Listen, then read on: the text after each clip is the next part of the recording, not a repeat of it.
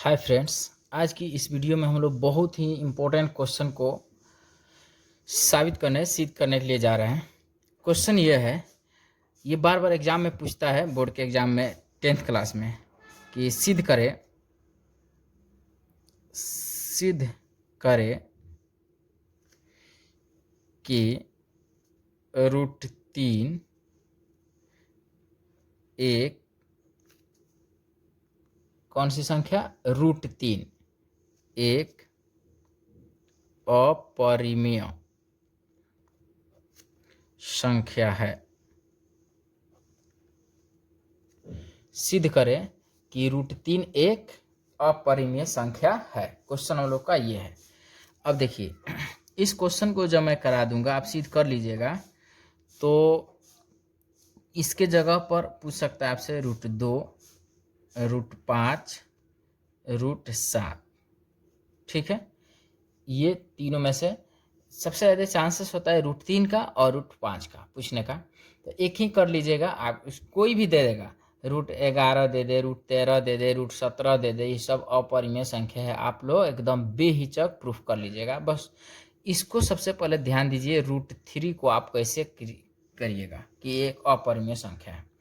चलिए, हम लोग बहुत पहले से जानते हैं कि √3 एक अपरिमेय संख्या है, बट इस बार कहा जा रहा है कि प्रूफ करके दिखाइए। जैसे मान लीजिए कि ये श्याम बाबू है, तो श्याम बाबू है, हम लोग जानते हैं कि श्याम बाबू एक लड़का है। अब कोई कहे कि सिद्ध कीजिए कि श्याम बाबू एक लड़का है, तो आप कैसे सिद्ध कीजिएगा कि श्याम बाबू एक लड़का है? आप तो इतना बता ही रहे हैं कि श्याम बाबू एक लड़का है। उसी तरह से आप तो इतना बता रहे हैं कि ये √3 एक अपरिमेय संख्या है, लेकिन आपसे कोई कह रहा है इसको सिद्ध करके दिखाइए। तो हम लोग श्याम बाबू के कुछ कैरेक्टर देखेंगे। श्याम बाबू जो बाल छोटे छोटे रखे हैं, लड़कियों जैसा नहीं है। उसके बाद श्याम बाबू जो है शॉर्ट पैंट पहन रहे हैं, जो लड़कों का नेचर में आता है। श्याम बाबू का जो भी चाल चलन है वो लड़कों जैसा है, वो बातचीत जो है, इनका आवाज़ जो है लड़कों जैसा है। इस तरह से श्याम बाबू एक लड़के हैं। उसी तरह से हम लोग √3 का कुछ कैरेक्टर बताएंगे, ताकि हम लोग पता चल जाए कि √3 एक क्या है, अपरिमेय संख्या है।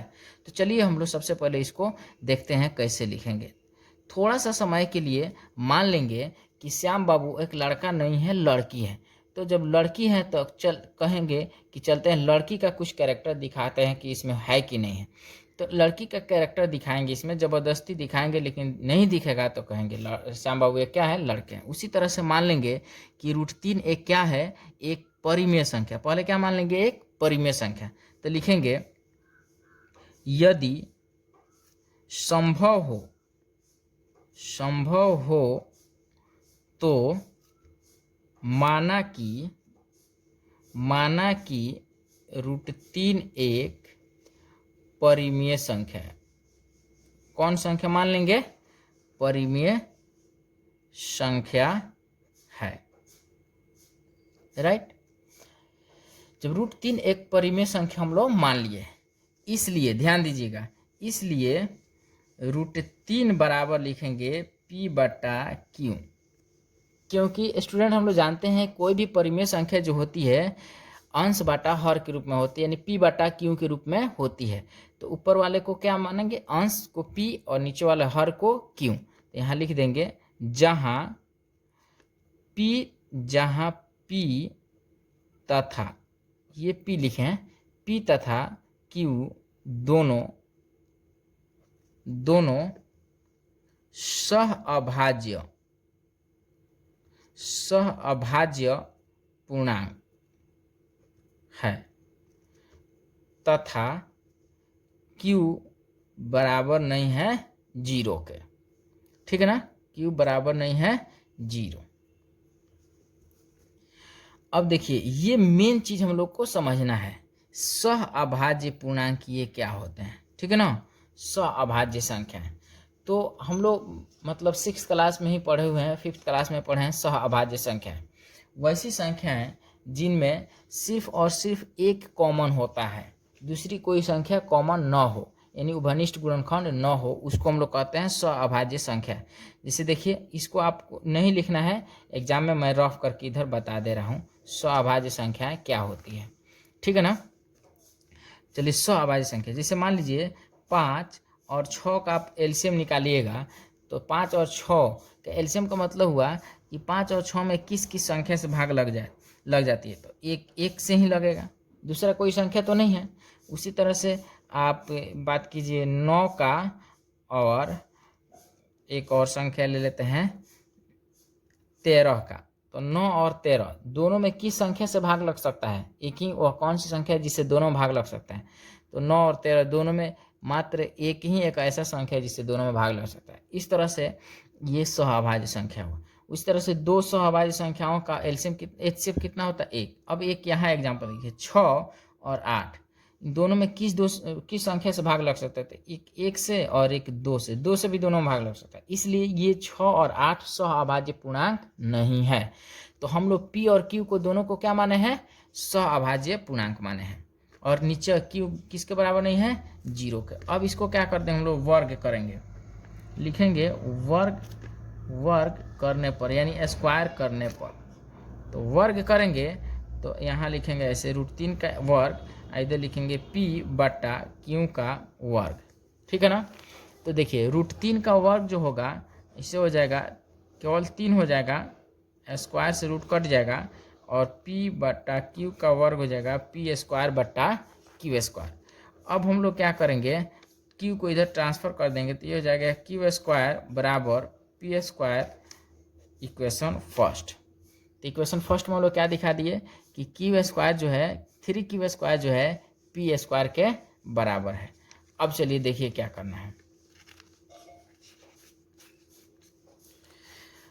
अब देखिए यहाँ पर लिखेंगे चूंकि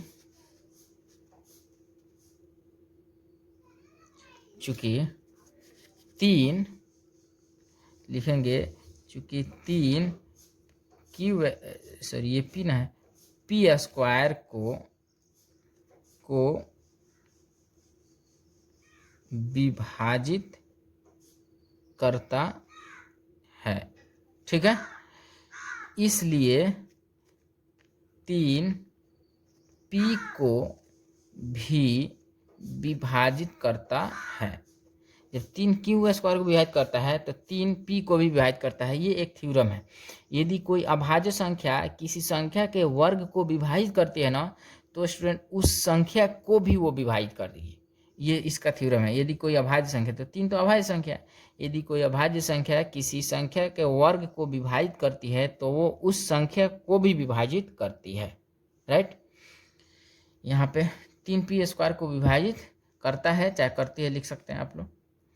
अब चलिए, तो हम लोग यहाँ दिखा दिए कि p से किस में भाग लग जा रहा है, 3 से किस में भाग लग जा रहा है, p में, यानी 3 p को विभाजित करती है। इसका मतलब 3 से p में भाग लग जा रहा है। अब देखिए क्या मानेंगे, 3 को सिद्ध करना है तो लिखेंगे फिर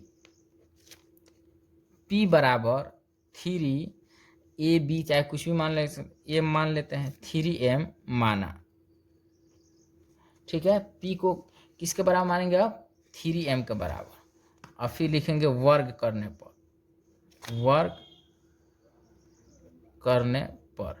तो वर्ग करेंगे तो p का स्क्वायर p स्क्वायर हो जाएगा, और ये 3m का स्क्वायर क्या हो जाएगा, 3m का स्क्वायर हो जाएगा। और देखिए p इसको ऐसे लिख सकते, p स्क्वायर बराबर 3 का स्क्वायर कितना हो गया, 9, और m का स्क्वायर m स्क्वायर, ठीक है। अब लिखेंगे p स्क्वायर का मान समीकरण 1 से लेने पर। तो समीकरण 1 में देखिए p स्क्वायर का मान क्या है, ध्यान दीजिएगा। हम लोग समीकरण 1 में लाए हैं p स्क्वायर का मान, यहाँ पर p स्क्वायर बराबर है 3q स्क्वायर, तो उसका मान हम लोग रखेंगे, तो p के जगह पर क्या लिख देंगे, 3q स्क्वायर बराबर इधर 9m स्क्वायर, ठीक है। अब देखिए, अब इधर हम लोग केवल q स्क्वायर को छोड़ेंगे, तो ये 9m स्क्वायर में जाकर 3 क्या कर देगा, डिवाइड कर देगा, 3 तिहाई 9, तो ये हो जाएगा या q स्क्वायर बराबर 3m के स्क्वायर। इसको समीकरण हम लोग 2 ले लेंगे, ठीक है। अब देखिए फिर ये 3 किसको विभाजित कर रहा है, यहाँ पे q स्क्वायर को, तो 3 q स्क्वायर को जो विभाजित कर रहा है तो 3 q को भी विभाजित करेगा। फिर वही बात लिखेंगे लिखेंगे चूंकि का साइन नीचे होता है, ध्यान दीजिएगा, चूंकि 3q² को विभाजित करता